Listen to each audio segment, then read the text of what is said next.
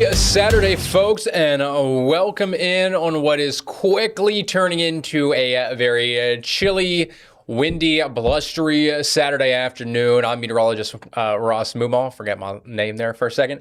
But welcome in. I am in for meteorologist Lee Southwick here this evening. And we have got major developments kind of in just the weather conditions outside right now. We've got this Arctic blast of air rolling down in 41 degrees in Jacksonville right now, a real feel of 31. You look at the winds, west-northwest, 25 miles per hour. If you were out at all earlier today, it was not nearly this cold. At 1 o'clock, let me just double check here so I tell you exactly. At 1 o'clock, we were at 54 degrees at the Jacksonville International Airport. So in the span of just 3 hours, we have seen temperatures drop nearly 15 degrees and continuing to drop here throughout the rest of this afternoon. That coastal low that we had kind of along the northern Gulf yesterday, that swung over the first coast late last evening, moved offshore, is now moving up the eastern seaboard, and temperatures now are quickly dropping behind that front. So weather impact alerts in place pretty much from right now through the rest of this evening, all day Sunday, and then continuing into your Monday morning as well. And really what we want to hone in on is going to be the morning temperatures and impacts as a whole. Morning lows are going to be anywhere from really the mid-20s to the upper teens, especially across some of our more northern and inland locations. But the wind chills, really anywhere from the teens to the upper single digits. So, I mean, truly frigid, bitterly cold air and conditions coming to the first coast here really over about the next 12 to 16 hours. And then unfortunately, through most of the day tomorrow, I mean, afternoon temperature is going to be stuck in the low 40s, perhaps even the upper 30s for some areas, with wind chills pretty much in the 30s and perhaps even the upper 20s for nearly all of us all day long tomorrow. So record cold is on the way, and that's really what our first and largest headline is going to be here. The record cold, the frigid conditions. Unfortunately, widespread hard freezes are expected the next 2 mornings. So that includes your Sunday and your Monday morning, where we're going to have an extended period of time of anywhere from about, really more than 12 hours spent well below freezing. So for our folks who work in agriculture or who have, those sensitive plants or tropical plants, this could truly be kind of a devastating event with regards to that. I know we've had some freezes in the past, but this is probably going to be the longest duration of cold air during the overnight and morning hours that we have seen here so far this winter season. So we're going to really get into the cold, the impacts, kind of just break it down hour by hour for you. We'll talk a little bit of some snow chances, both here on the first coast and also down south. I know, hard to believe we could talk south snow chances, but we'll talk about it. And then kind of a look ahead to next week. Yes, we will have a bit of a warm up. We'll have some rain chances on the way as well. So let's get into it right now. This is what satellite and radar is currently showing. And you might be thinking like, oh my God, look how much snow is making its way through Waycross. It's headed towards I-95. Mom, I got to put on my snow bibs. We got to run outside, get the sled, actually get the surfboard, I guess, in this case. We got to get out there. I wish that were the case for all you snow lovers, but radar can sometimes be a bit deceiving at times. Now, this is being picked up on, I believe, the Valdosta radar, though it may have, I guess it looks like it just switched over to the Jacksonville radar. So you're looking up anywhere from about 10 to 30,000 feet into the actual cloud deck and into the atmosphere. So there is snow falling across inland southeastern Georgia and also across Columbia County. As I pan it down a little bit further there, you see Columbia County just east of Lake City and into Baker County. There is some snow falling, but if we go back here to Waycross, looks like on radar that there is snow. You look at a live camera up there, not necessarily the same story. A lot of clouds for sure, but you can't really necessarily see the snow falling. Why is that? Well, dew points are super, super low. And we talked about this as being a possibility all week long. Lewis and I, Chief Meteorologist Lewis Turner and I, we've been in here talking about how much moisture was still going to be left with this kind of wave of light rain showers and or snow showers.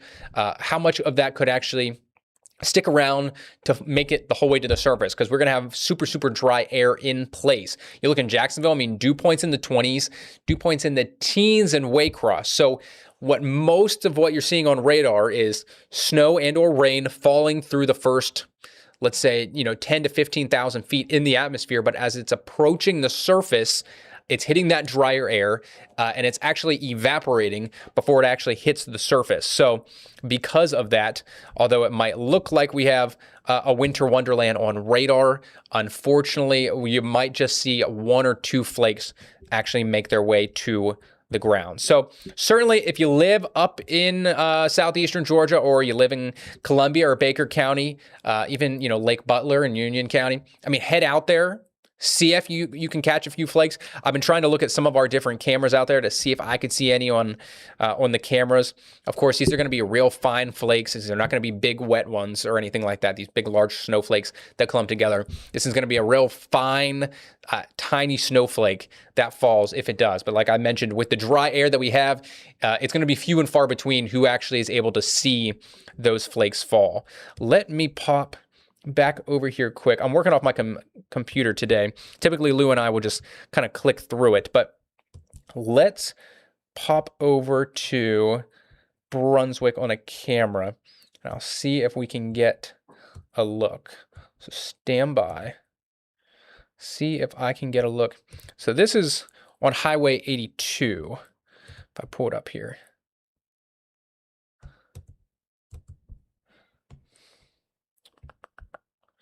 Let me get back over. So this is just west of Brunswick. You can see, on radar, there are some showers falling in Brunswick. Doesn't really look like it off there. So most of it is just gray sky. So, of course, the snow flurries is the fun part, but doesn't really seem to be amounting to much here today. So we'll continue to kind of just check back in on some of the snow flurries and showers and things of that nature here through the rest of this evening. But that is why there is a winter weather advisory in place for Brantley, Pierce, Camden, and Glenn counties from now until 1 a.m. That is due to the chance for maybe just some snow flurries, some light rain showers falling out there. The bigger story outside of, the snow, that's always, of course, fun to talk about, but really the most impactful thing is going to be the cold, and it's going to be the winds. We've got an extreme cold warning in place for everyone across the First Coast that will go into effect at 9 p.m. tonight and will run until 10 a.m. Sunday morning. Now, we have not seen one of these in over a decade. It dates all the way back to 2014, the last time we got what used to be called a wind chill warning.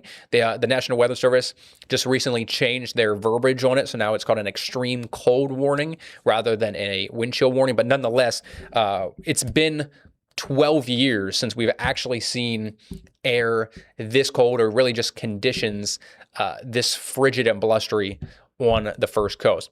24-hour temperature change. I mean, we're 23 degrees colder right now than where we were at this time yesterday. But like I mentioned at the top of the show here, temperatures have already fallen about 15 degrees just within the last 3 hours, and they're going to continue to go down. I mean, Waycross earlier today, they did hit, I believe, the mid to upper 40s already at 35. You got 38 in Brunswick, whereas areas to the south, St. Augustine, still at a balmy 52. Palm Coast at 57 there, but temperatures will quickly drop for everyone else across St. John's and Putnam and Flagler counties here through the rest of the night. Check out that wind chill in Waycross. 24 already. A real feel of 31 in Jacksonville. So, not necessarily feeling like the nice Saturday night. For all you husbands out there, it might be your evening to cook. Don't think your sweetheart's going to want to head out into the cold and the wind, especially because her hair is going to be blowing all over the place, and you do not want to deal with that. Even if it's a 30-second walk from the car to the restaurant, if her hair gets messed up that she spent 30 to 45 minutes working on, dinner's not going to go well. So might just be your night to stay in and cook, because sustained winds upwards of about 20 to 25 miles per hour. Wind gusts for most of us really anywhere from about 30 to 40 miles per hour. But check out Gainesville. This is just in current wind gust of 54 miles per hour. I mean, that's just below what is typically seen in a severe thunderstorm warning. Typically, you can get wind gusts upwards of about 60 miles per hour in a low-end severe thunderstorm warning. So kind of crazy with just how strong these winds are getting. We do have a wind advisory in place as well. That's in effect from right now until 7 a.m. tomorrow morning. As I mentioned, sustained winds 20 to 30, wind gusts 40 to 50, and clearly that 54 mile per hour gust has already verified in Gainesville here today. We're going to take a quick break because I am a minute over when we should have. Just getting too locked into it. So we're going to take a quick break. When we come back, we'll take you through the rest of tonight and into your Sunday tomorrow. We'll talk about the record cold on the way here to the First Coast in just a little bit.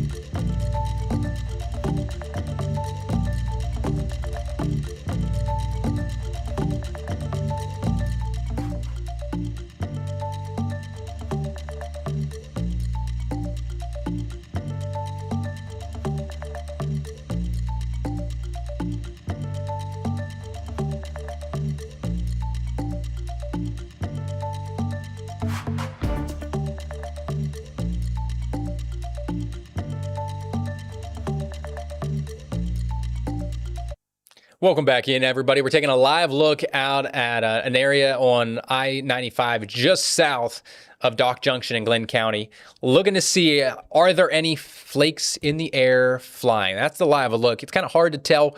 This is a GDOT camera, of course. You look at the satellite and radar, it looks like there is snow falling, but that air just too dry at the surface. So most of this, unfortunately for you snow lovers, is evaporating before it hits the surface. We'll continue to check back in on the satellite and radar just to see, how far some of these snow showers are at least progressing aloft within the atmosphere. Perhaps not so much for all of us here at the surface. But this is kind of what the rest of this evening is going to be looking like. So we'll watch some of these showers through about 6 to 7 p.m. this evening, after which most of those will begin to clear out. Perhaps a few remainder snow showers try to clip northern Glenn and Brantley counties late this evening, 8, 9, 10 p.m. But as I've stated, with the dry air, might be few and far between to actually be able to see any of that. Otherwise, though, the other big part of this, as I'm sure you've seen, is those temperatures dropping. I mean, by 11 p.m. tonight, pretty much everyone across the First Coast will be below freezing. And as skies clear and those strong northwest winds continue, temperatures will just go down and down and down and down into the 20s. The best place to see snow today would have been kind of up between Columbia, South Carolina, Myrtle Beach, Charlotte, Raleigh. A much better chance to see several inches of snow for those folks. Not so much here on the First Coast, but even Tampa perhaps could see a little bit of some snow flurries in what is really sea effect snow that's often seen in the Bay of Japan, or really almost like lake effect snow, essentially. So this is the futurecast down near Sarasota and Tampa and Clearwater, primarily rain showers. Let's see if this model picks up on any. Not too much here, just maybe 1 or 2. So essentially you've got really, really cold, dry air traversing over relatively warm ocean waters. You need temperature difference between the cold air and the water temperature to be about 20 to 23 degrees. That is in place. So that kind of creates this instability. The air or the water essentially is evaporated right up into that cold, dry air and can sometimes produce enough moisture to, produce snow showers or snow flurries. We'll see if that comes to fruition. Of course, we have our sister station, WTSP, down in Tampa. We'll check in with them, kind of later on this evening, and we'll share it on the newscast if anything comes of that. But it might be hard for a lot of folks here in Florida to see any snow simply because of just how truly polar and Arctic the air is. It's just a bit too dry, unfortunately, for most of us out there who want to see a few flakes out there. Otherwise, as I've mentioned, temperatures continuing to drop. 46 degrees. We're at 46, maybe 15 to 20 minutes ago. We're already down into the low 40s. So temperatures continuing to tumble. Mid to lower 20s when you first wake up tomorrow morning. Some locations, especially inland, up towards Waycross, Hunta, Blackshear, could even reach the upper 20s early tomorrow morning. But you factor in, or the upper teens, I should say, excuse me. But you factor in that wind, we could have gusts overnight, 30 to 40 miles per hour by tomorrow morning. Still, gusts upwards of about 25 to 30. Wind chills will be in the lower teens and the single digits. Yes, the single digits tomorrow morning. So, blustery conditions, you need to have as many layers as you can on your person when you wake up tomorrow. When you're taking the dog for a walk because, they got to head out and do their business, you want to make sure you're bundled up. For those smaller dogs, they need to be, bundled up and kept warm as well. And even as we progress through the afternoon, even by 3 p.m., temperatures may be in the 40s, but with a wind of 15 to 20 miles per hour, wind chills are still in the 30s and perhaps sub-freezing through what should be the warmest part of the day. So you head out to the Donna Marathon. You yourself need, if you're a spectator, certainly have as many clothes on as possible. I recommend hand warmers. Not only put the hand warmers inside your gloves, but also put them down in the boots or the shoes, kind of down by your toes. I feel like, at least for me, the fingers and the toes, those extremities are the first thing that get quite cold out there. Face coverings, beanies or knit hats, whatever you want to call them, toboggans, I know some people call them, to cover the ears as well. Just kind of limit any sort of skin exposure that you can. Northwest wind there, about 28 miles per hour. Wind chills pretty much right around 10 degrees when the marathon kicks off there at 7:30. And even by the time a lot of the runners are wrapping up by the afternoon, temperatures are still going to likely be in the upper 30s out there. Wind chills still in the 20s. So might be, I don't know this for a fact, but it might be one of the coldest Donna Marathons ever on record here in Jacksonville. I know Chief Meteorologist Lewis Turner, he's going to be in studio here tomorrow morning, but meteorologist Mike Prangley, he will be live out at the Donna Marathon, and he's an avid runner, so he will have some great insight into what these conditions are like for the actual runners. That cold, dry air being inhaled into the lungs, kind of what does that do to the respiratory, effects of a runner, the muscles, how do, the runners fare in conditions just this cold and windy. Again, for you spectators and for anyone working the race tomorrow, I can't stress enough. Just wear as many layers of clothes as you can and hand warmers, and try to, maybe find a spot to warm up in if any of those local businesses do happen to be open tomorrow. As the day wears on, as I mentioned, beaches will probably be stuck in the upper 30s tomorrow afternoon, perhaps reaching the low 40s. I don't think anyone warms up more than about 45 or 46 degrees tomorrow. And pretty much all of us have wind chill stuck in the 30s for the entirety of the day. So, if we do only hit a high of 43, that would tie the record for the coldest high ever for February 1st in Jacksonville. And that morning low of 21 would certainly be the coldest February 1st temperature ever on record here in Jacksonville. So the only bright side to tomorrow, it will be sunny. So it might look gorgeous out there, but it is just going to be bitterly, bitterly cold. The good news, outside of the sun, is that we do have some hope on the horizon. We will warm up by the end of the week. We'll talk more about the forecast here tomorrow with regards to the winds, and then also take a peek ahead to the rest of the week here coming up after another quick.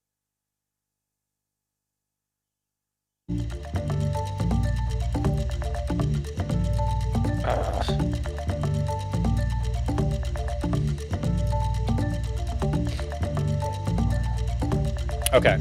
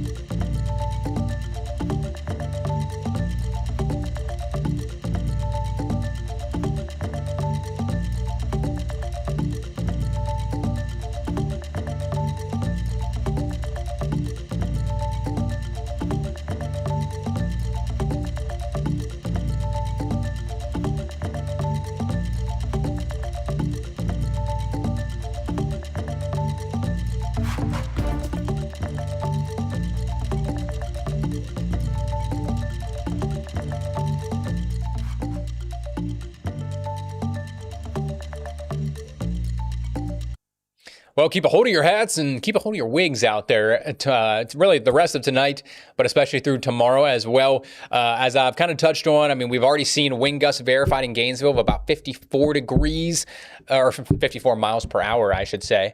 That will continue kind of through the rest of the overnight period and even into tomorrow. Now, the winds will gradually back off a little bit. We're not going to have gusts upwards of 30 to 40 tomorrow per se, but sustained still anywhere from about 10 to 20 miles per hour through the rest of your Sunday. Winds really not backing off until early Monday morning. But we are going to have clear skies and lighter winds. Because of that, temperatures will drop back down Monday morning into the mid to low 20s there yet again. So another widespread hard freeze Monday morning, and similar or in comparison to what tomorrow has in store for many of us. As I mentioned, the winds will begin to back off and temperatures then finally begin to rebound a little bit. So we're stuck in the 40s tomorrow, wind chills in the 30s all afternoon long for your Sunday. By Monday, highs will reach the low to mid 50s.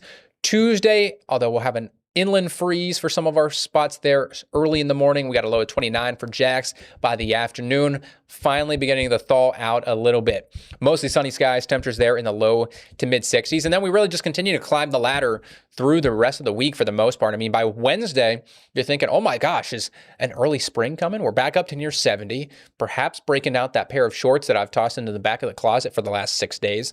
Yeah, you could probably break them out on Wednesday. Now, what we will be watching for on Wednesday is going to be another front. You'll notice that temperature drop from Wednesday to Thursday from the 70s into the mid 50s. That will be the next front that we have on our way, bringing a shower and rain chance with it. So Monday and Tuesday, lots of high pressure over us. That's what's bringing us the sunshine and the dry skies. There's an evacuation in Putnam County for a wildfire. Okay. So my producer just came in and said there is an evacuation in Putnam County for a large brush fire in Interlochen. Let me come back up here to the radar.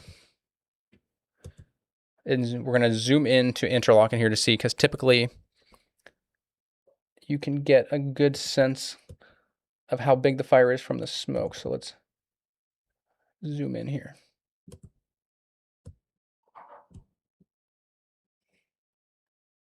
If I zoom in the right area.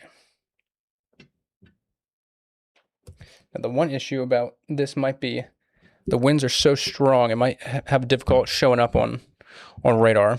But this is what the Putnam County Sheriff's Office has, folks. So there is a large brush fire off of what it looks to be Kuka Road. We're starting evacuations from Munich Avenue to Madrid Avenue and Brussels Avenue. Roads closed from Madrid Avenue and Kuka South past Lake Como Circle. Heavy smoke and parts of the area have zero visibility. Please note, with winds, this can move very quickly. And as we've touched on, we have had wind gusts upwards of about 50 to 45 miles per hour down around this portion of Putnam County. So please stay out of the area and, of course, be patient with road closures. If asked to evacuate, please do so quickly and safely. Crews are working diligently to help get the fire under control. So I'm going to read off some of these roads again. Roads closed from Madrid Avenue and Kuka South. They're starting evacuations from Munich Avenue to Madrid Avenue and Brussels Avenue. And again, this is for a large brush fire reported in the Interlaken area with some of those wind gusts. I'm going to put this back up here. Look at the wind gusts. See if I can find a camera down around that area quick. We got to go here in about 30 seconds, folks. We still have a hard out at 27. Okay. Well, there, I mean, at least you get a good idea. I mean, wind gusts upwards of about 30 to 40 miles per hour there in the Interlaken area, perhaps close to 50, especially there for Western Putnam County. So we're going to get some more information on this. And of course, we'll update you on First Coast News at 6 and 6:30 here later tonight. Take care, folks.